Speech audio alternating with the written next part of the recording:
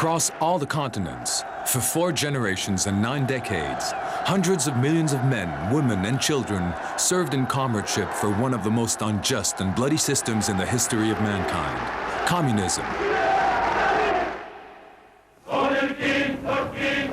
What mysterious force, what power of seduction drew those who wanted to change the world and shape their own destiny under the banner of communism?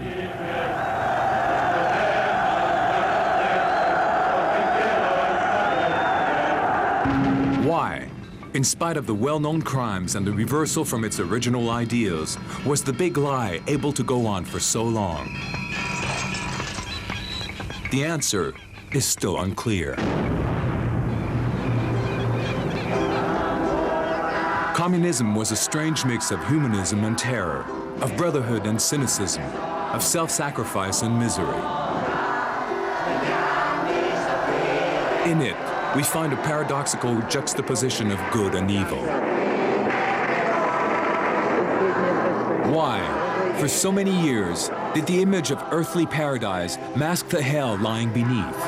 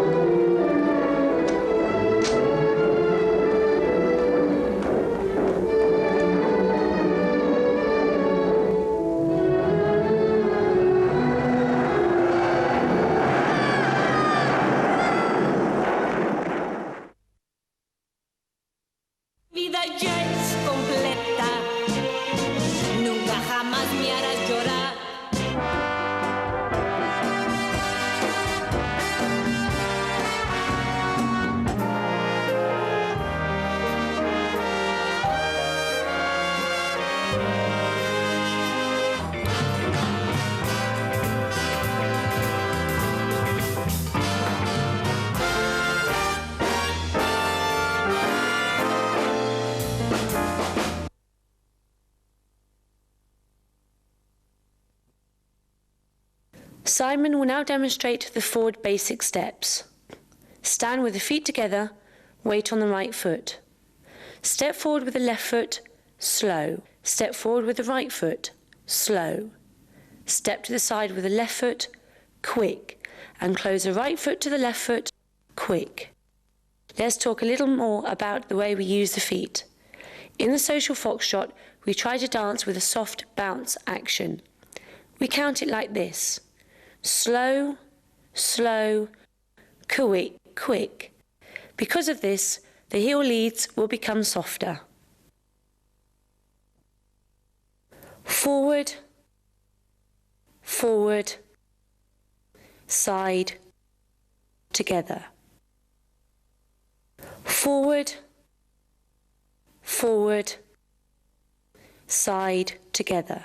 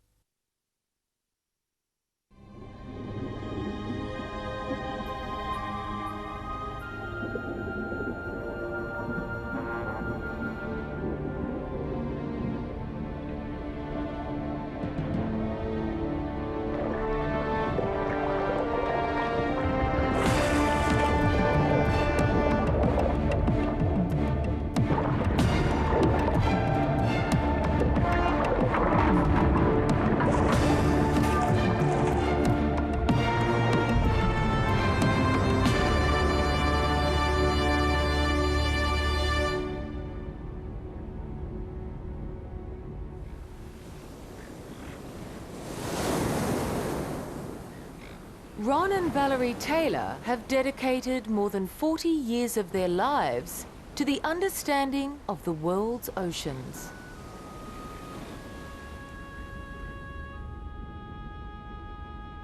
They have met creatures on their own terms, in their own element.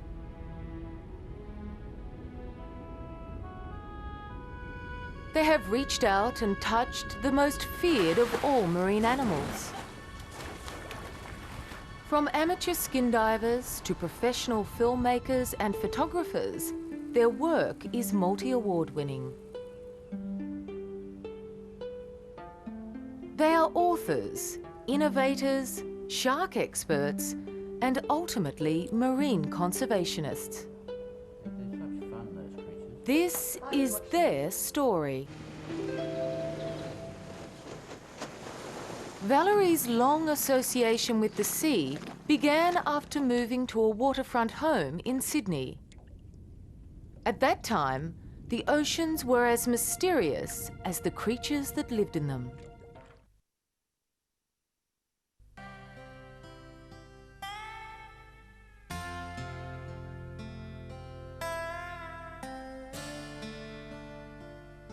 Cape York Peninsula.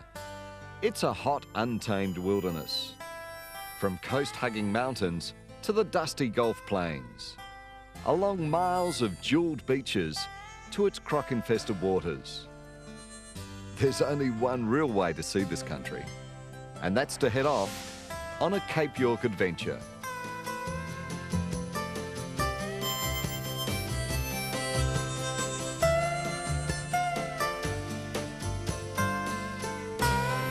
And jutting north towards Papua New Guinea. Our adventure takes us along thousands of kilometres of dirt roads to the northernmost tip of mainland Australia.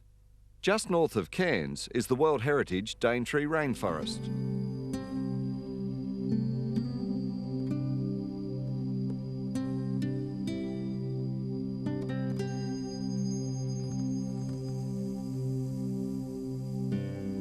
Way up in Australia's far north, a new day begins.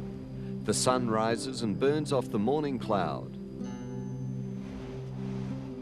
In summer, the temperatures in far north Queensland remain constantly in the 30s, with relative humidity reaching a shirt-soaking 70%. And we'll be travelling from the coast of Port Douglas in far north Queensland through the Daintree Rainforest and into the dry tropics of the Gulf Country. We head to the Kimberley, then backtrack to Darwin on the far north coast. A trek of 4,150 kilometres.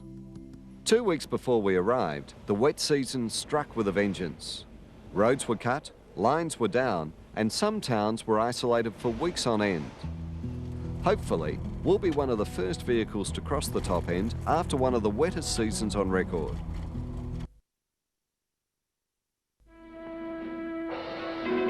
Here is your ship, the USS Guadalcanal. Fresh out of the Kaiser yards, equipped from stem to stern with the products of American ingenuity, turned out by your hands.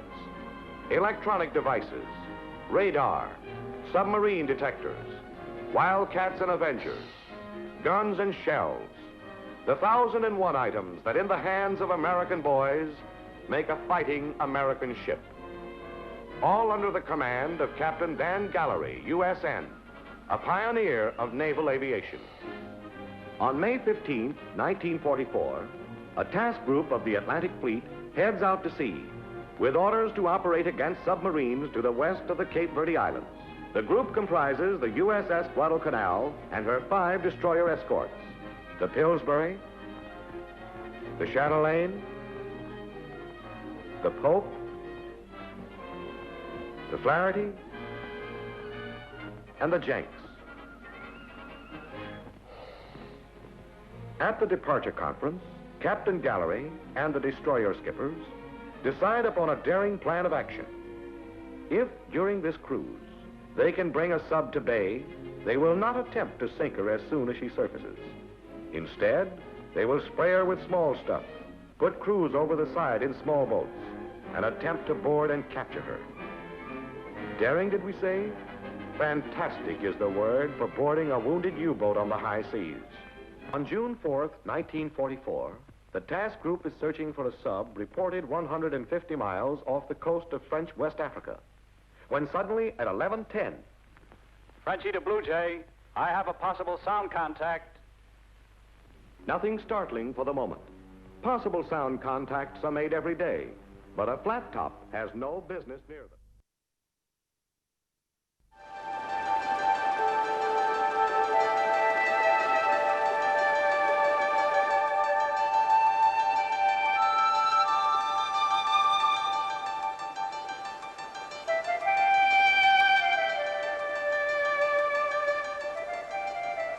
In the autumn, Dartmoor takes on a new dimension. It has that skin-prickling feel of mystery-made landscape. The far-off hills are sculpted from haze, and standing stones and stone circles seem to have stepped out of dream to litter a place that's neither earth nor sky. It's a kind of mixture of rock and water and mist, assembled almost haphazardly to create a magic.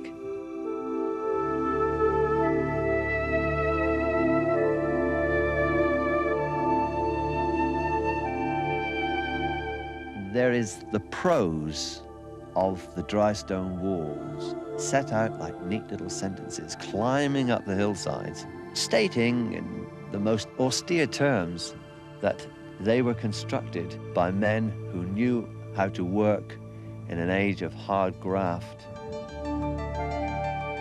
Man is still changing the face of Dartmoor, and the leats, these narrow man-made streams, are still being used to supply power for those industries important to our civilization. We always demand that these places give us a living. We can never leave them alone as superb solitudes in their own right.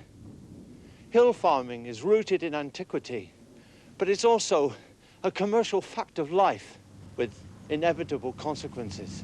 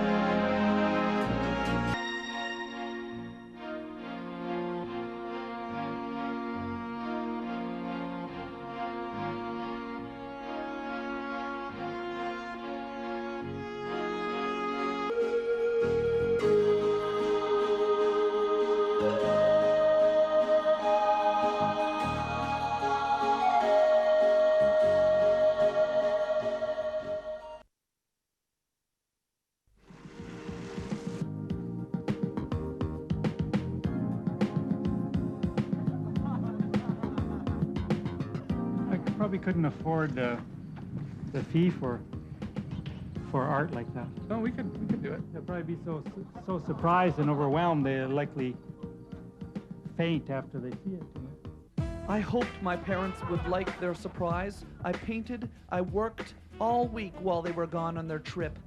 The house looked better than all the other houses in the neighborhood. The other neighbors must have been so jealous. But my brother didn't think my parents would like their surprise. What the hell are you doing, Tom? What? What are you doing? say to me, Tom, how do you do it? How do you find the time to do all that volunteer work at the community television station and still be able to get out of bed in the morning? Well, I tell them physical fitness, that's the key.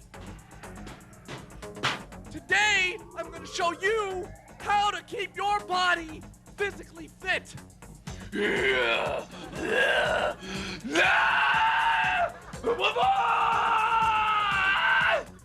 Although I spend a lot of my time producing television, I still find the time to keep physically fit. On my home gymnasium, I've developed a plan to help keep your body looking and feeling good. I'm sure if you've watched this show before, you couldn't have helped but notice my body. Yeah, yeah, yeah, yeah, yeah. One important thing to remember when you're working out is to have fun. I mean, you gotta enjoy yourself if you're gonna be working out regularly. It's just skin cream. Dad! Dad! Dad!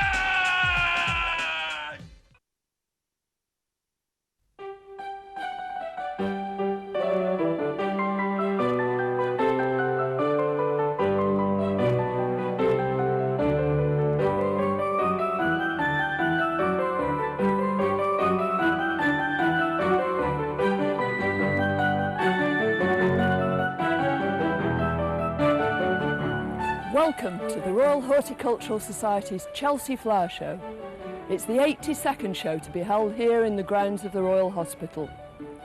As ever, there's something here for everyone, whether you're a horticultural expert or an armchair gardener. And for me, the whole lure of Chelsea is all those exciting new plants and new ideas from all around the world, just waiting to be discovered. And believe you me, when you've been once, you'll be hooked for life. 2004 is a milestone for the Royal Horticultural Society, which celebrates its bicentenary this year. And this historic landmark isn't going unnoticed at Chelsea. Many of the gardens and displays have chosen to join the RHS in celebrating 200 glorious years of gardening excellence. And the RHS is launching its own commemorative bicentenary plant collection to mark the occasion. One of the great things about Chelsea is that it's always different, and this year's no exception. If it's high drama and cutting-edge inspiration you're looking for, then there are 21 ambitious show gardens created by top designers from around the world. And if you can't quite match the size and scale of those gardens, then there are 23 imaginative courtyards, city and chic gardens to give you plenty of ideas for your own back garden.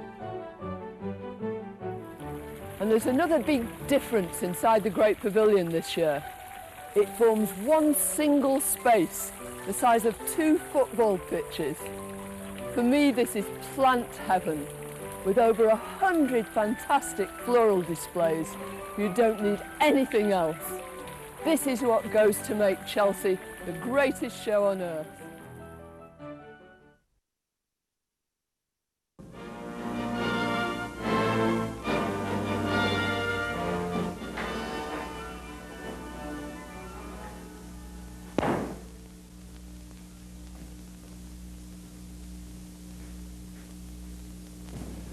In World War II, the Royal Navy again spread wings,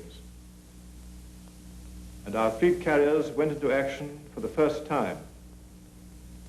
Behind their achievements was the calculated bravery of 1,000 pilots with their air crews and floating airfields.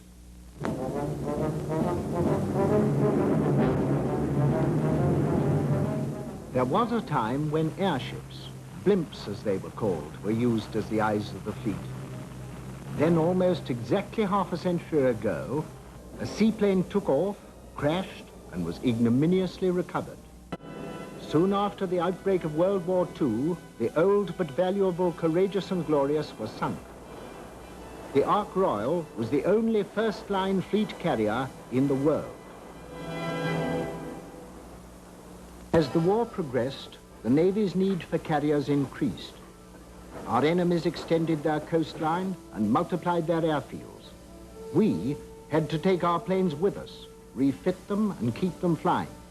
Pilots, air crews, fitters, and ship's crews were all in it together. And carriers often had their attendant escorts to look after as well.